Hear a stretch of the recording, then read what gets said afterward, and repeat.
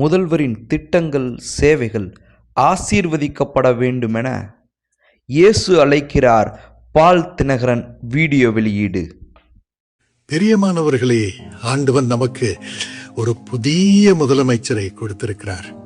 திரு Joseph Vijay அவர்களுக்காக ஆண்டவனுக்கு உள்ளத்தின் ஆழத்தில் இருந்து நன்றியை கூறுகிறோம்.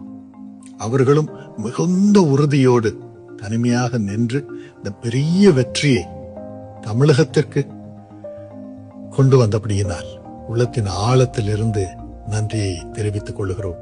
தொடர்ந்து அவர்களுடைய செயல்கள் அனைத்தும், திட்டங்கள் அனைத்தும், கொள்கைகள் அனைத்தும், அவர்களோடு பணிபுரியும் அத்தனை பேருடைய சேவையும் ஆசீர்வதிக்கப்படும்படியாக, ஜனங்கள் எல்லாரும் சமாதானத்தோடு வாழும்படியாக, ஒரு மனமாய் வாழும்படியாக, ஒரு பிரிவினையின்றி, ஜாதி இன மத வேறுபாடு இன்றி அத்தனை பேரும் தமிழகத்திலே செழிக்கும்படியாகவும், ஒழுக்கம் பெருகும்படியாகவும், செயல்பாடுகளில் ஊழலில்லாத சூழ்நிலை நிலைத்திருக்கும்படியாகவும், இன்னும் தேசத்திலே வாலிபர்கள், வாலிப பிள்ளைகள் உயர்ந்த ஸ்தானங்களுக்கு ஏறி வந்து தேசத்திற்கு தலைவர்களாக, தலைவிகளாக உயரும்படியாகவும், முதலமைச்சர் மூலமாக செயல்படுத்தப்படும் இந்த திட்டங்கள் எல்லாம் இறைவனுடைய ஆசையை பெறும்படியாக நாம் வேண்டிக் கொள்வோம்.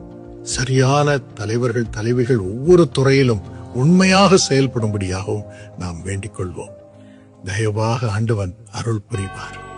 ஆண்டவனே, தயவாக நீர் கொடுத்திருக்கும் எங்களது முதலமைச்சர் அவர்களுக்காக நன்றி கூறுகிறோம். அவர்களோடு செயல்படும் மக்களை ஆசீர்வதியும்.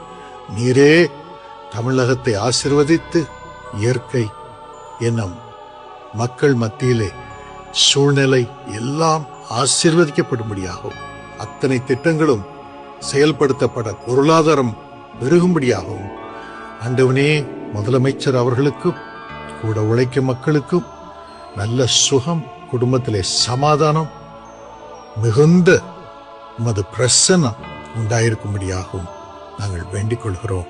நீர் அப்படி அருள் புரிவதற்காக நன்றி.